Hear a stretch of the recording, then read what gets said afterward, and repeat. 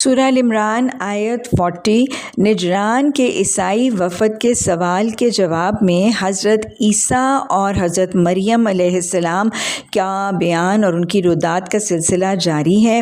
حضرت زکریہ علیہ السلام نے دعا کی تو وہیں پر جب کھڑے تھے تو فرشتے نے اللہ کے حکم سے بیٹے حضرت یحییٰ علیہ السلام کا نام تجویز کر کے ان کی ولادت کی خوشخبری دی۔ اب دعا تو بڑی ایمان کی حالت میں کی تھی اور توکل کی کیفیت میں، لیکن ایمان ہر وقت یکساں اور برابر تو نہیں رہتا، بڑھتا گھٹتا رہتا ہے۔ اب جب خوشخبری ملی تو پھر اللہ سے یہ درخواست کی کہ میرے لیے اس ولادت کے لیے کوئی نشانی مقرر کر دیں۔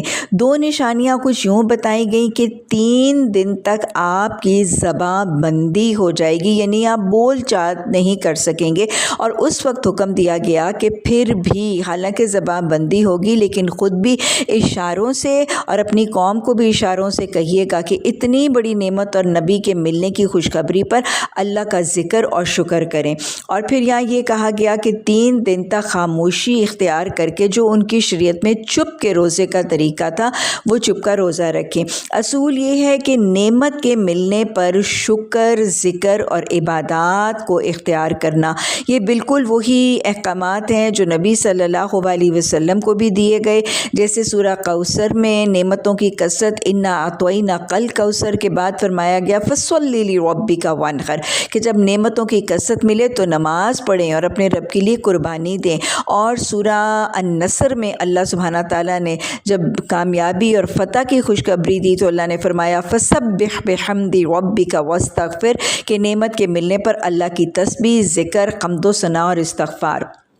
رکوع نمبر 5 آیت 42 سے 54 تک ہے، اور ابتدائی 2 آیات 42 اور 43 میں حضرت مریم علیہ السلام کے چنے جانے کا تذکرہ ہے اور پھر ان کو دیے جانے والے احکامات کا ذکر ہے۔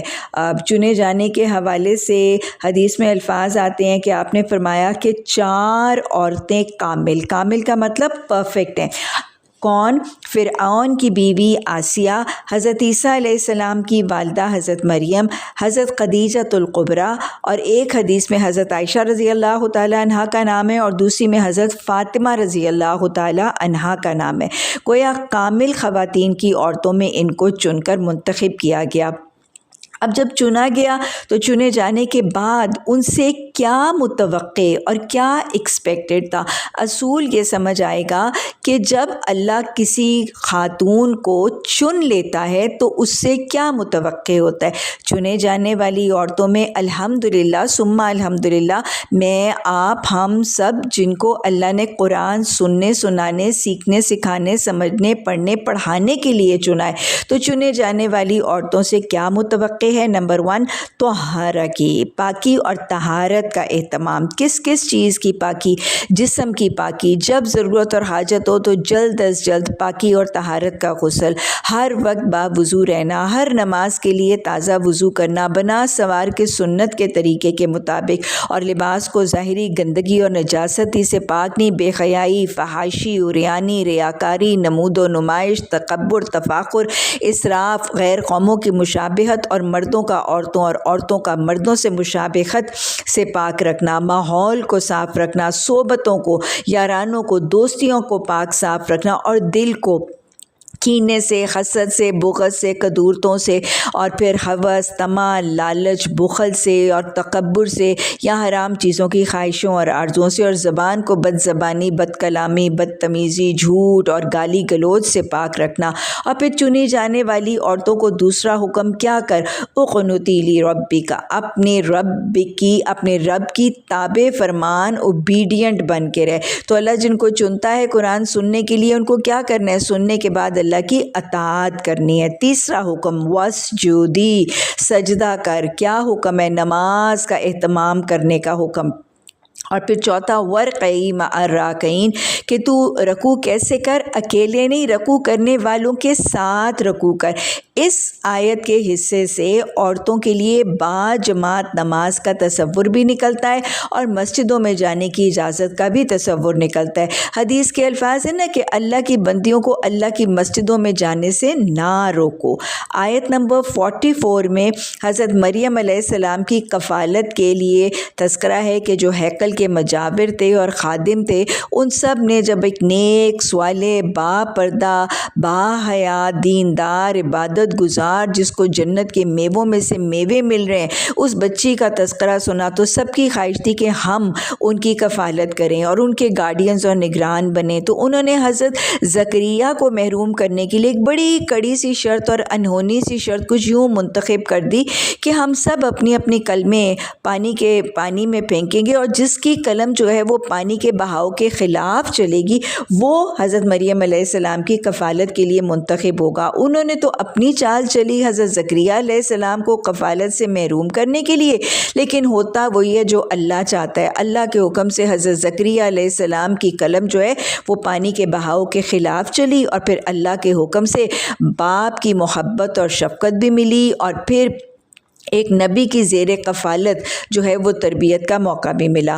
آیت نمبر 45 میں پھر حضرت مریم علیہ السلام کو حضرت عیسیٰ علیہ السلام کی ولادت کے خبر کے دیے جانے کا تذکرہ ہے اور حضرت عیسیٰ علیہ السلام کے ناموں کا بھی تعارف کروایا گیا ہے۔ کلمۃ اللہ کہا گیا ہے کیونکہ حضرت عیسیٰ علیہ السلام کے حمل کا ٹھہرنا کلمہ کن تھا کہ بن باپ کے رحم مریم علیہ السلام میں حمل کا ٹھہرنا اللہ کے کلمہ کن سے تھا۔ ان کو المسیح عیسیٰ ابن مریم اور وجیہن کے ناموں سے متعارف کروایا گیا ہے۔ مسیح انہیں اس حوالے سے کہا گیا کہ مسیح مسح سے ہے، وہ مسح کرتے تھے تو شفا ہو جاتی تھی، مادر ذات اندھے اور کنجینٹلی بلائنڈ بچوں کی بینائی لوٹ آتی تھی اور مسح ہی سے مردے جو ہیں وہ زندہ ہو جاتے تھے، اور ان کی عزت اور ان کے احترام کے لیے بنی اسرائیل اپنے طریقے کے مطابق ان کو جگہ پر بٹھاتے تھے اور ان کے سر پر تیل ڈال کر مسح کرتے تھے۔ اور پھر مسیح اس حوالے سے بھی کہ وہ سیاحت کرتے تھے اور دعوت دیتے تھے چل پھر کر مختلف زمین کے حصوں میں۔ ان کو عیسیٰ ابن مریم اس مناسبت سے کہا گیا کہ وہ بن باپ کے مجزانہ ولادت ہے اور یہی اس بات کا جواز ہے۔ اللہ نے سورہ احزاب میں فرمایا ہے ادعوہم آبائہم، تم لوگوں کو ان کے باپوں کے نام سے پکارو۔ تو حضرت عیسیٰ علیہ السلام کو جب ابن مریم کہا گیا ہے قرآن میں بارہا تو یہ اس بات کا جواز اور پروف ہے کہ وہ بن باپ کے پیدا ہوئے، کیونکہ اگر ان کے والد ہوتے تو ان کو ان کے والد کے نام کے ساتھ منسوب کیا جاتا۔ آیت نمبر 46 میں پھر حضرت عیسیٰ علیہ السلام کی کیفیت کا تذکرہ کہ وہ لوگوں سے گہوارے یعنی ماں کی گود میں بھی کلام کیا انہوں نے اور بڑی عمر یعنی کہولت کی عمر کو بھی پہنچ کر۔ تو عیسیٰ علیہ السلام کا کلام مہد یعنی ماں کی گود اور گہوارے میں اور کہولت یعنی بڑی عمر کو پہنچ کے۔ اور اس حوالے سے حدیث ہے کہ آپ نے فرمایا کہ 3 بچوں نے ماں کی گود یا گہوارے میں کلام کیا۔ سب سے پہلا تذکرہ ایک دودھ پینے والے بچے کا کہ ماں گود میں اس کو دودھ پلا رہی تھی، تو ایک بہت خوبصورت نوجوان مالدار شخص اعلیٰ نسل کے عربی گھوڑے پر جب سامنے سے گزرا تو ماں نے دعا کی الہی میرے بیٹے کو ایسا کر دیجیے۔ حدیث میں آتا ہے کہ بچے نے ماں کا دودھ چھوڑا اور دعا کی الہی مجھے ایسا نہ کیجیے۔ اور پھر ایک مظلوم اور محروم مجبور مارا پیٹا جانے والا غلام وہاں سے گزرا تو لوگ اس کو مار رہے تھے، تو ماں نے دعا کی الہی میرے بیٹے کو ایسا نہ کیجیے۔ تو بیٹے نے کہا کہ الہی مجھے اس شخص کی بنسبت ایسا کر دیجیے۔ گویا بچے نے ظالم جابر متکبر ہونے کی بجائے ترجیحاً عاجز مظلوم مسکین ہونے کو پسند کیا۔ اور دوسرا بچہ جریج کے حوالے سے واقع ہے کہ یہ بنی اسرائیل کا بڑا عبادت گزار شخص تھا۔ اس کی ماں نے ایک دن اس کو رات کے وقت میں پکارا جب وہ عبادت کی حالت میں تھی، ماں مشرکہ تھی، بیٹے نے جواب نہیں دیا ماں کے پکار کا کیونکہ نماز اور نفل کی حالت میں تھے۔ ماں کو غصہ چڑھا، پہلے ہی اس کو بیٹے کی عبادت مشرکہ ماں کو پسند نہیں تھی اور اس نے بد دعا دی کہ اللہ تیرا ماتھا کسی بدکار عورت کے ساتھ لگے۔ ایسا ہی ہوا، معاشرے کی جو سب سے بدکار فاحشہ عورت تھی وہ آئی، اس نے جریج کو زنا کی دعوت دی اور وہی جو حدیث میں آتا ہے نا کہ وہ 7 خوش نصیب جو اللہ کے عرش کے سائے میں جگہ دیے جائیں گے ان میں سے ایک نوجوان ہوگا جس کو کسی خوبصورت بدکار عورت نے دعوت دی اور اس نے کہا مجھے اللہ سے ڈر لگتا ہے، اس نے دعوت پر قبول کرنے سے انکار کر دیا۔ یہ غصے کی حالت میں گئی، کسی چرواہے کے ساتھ اس نے تعلق قائم کیا، حمل ہوا، بچہ پیدا ہوا اور وہ بچہ اس نے انتقاماً جریج پر تھوپ دیا۔ پوری قوم بھاگتی دوڑتی آئی اور انہوں نے جریج کو مارا پیٹا، عبادت خانہ توڑا، لیکن جریج عبادت کے لیے جب اللہ کے حضور گریاں زاری کے لیے کھڑا ہوا تو اللہ کے حکم سے وہ بچہ ماں کی گود میں بولا اور اس نے اپنے حقیقی باپ چرواہے کا نام دیا۔ اور پھر وہ سارے کے سارے لوگ دوڑتے ہوئے جریج کے پاس آئے، معافی مانگی اور کہا ہم عبادت خانہ بنا دیتے ہیں سونے کا، لیکن ہرس اور ہوس تو تھا ہی نہیں۔ انہوں نے کہا کہ میرا مٹی کا عبادت خانہ بنانے میں میری مدد کرو۔ اور حضرت عیسیٰ علیہ السلام نے بھی ماں کی گود میں بھی بات کی اور کہا جا رہا ہے کہولت کی عمر میں۔ اصل میں عربی زبان میں باقی زبانوں کے برخلاف زندگی کے 4 حصے بتائے گئے ہیں۔ باقیوں میں تو بچپن، جوانی اور بڑھاپا ہے نا، عربی میں بچپن، جوانی، بڑھاپے کے بعد کہولت کی عمر ہے اور پھر بڑھاپا۔ کہولت جو ہے وہ تقریباً 30 سال سے لے کے 60-65 سال کی عمر ہے۔ حضرت عیسیٰ علیہ السلام کے لیے کہا جانا کہ وہ کہولت کی عمر میں بات کریں گے، اس کا مطلب یہ کہ وہ تو 30-35 سال کی عمر میں اٹھا لیے گئے تھے اللہ کے حکم سے جب قتل کی سازش ہوئی۔ تو جب یہ قرآن کہتا ہے کہ ان کو کہولت کی عمر میں بھی بات کریں گے تو اس بات کا جواز ہے کہ وہ دوبارہ قیامت سے پہلے اتریں گے۔ نزول مسیح عیسیٰ ابن مریم کا جواز یہ اور اس سے ملتی جلتی آیات فراہم کرتی ہیں۔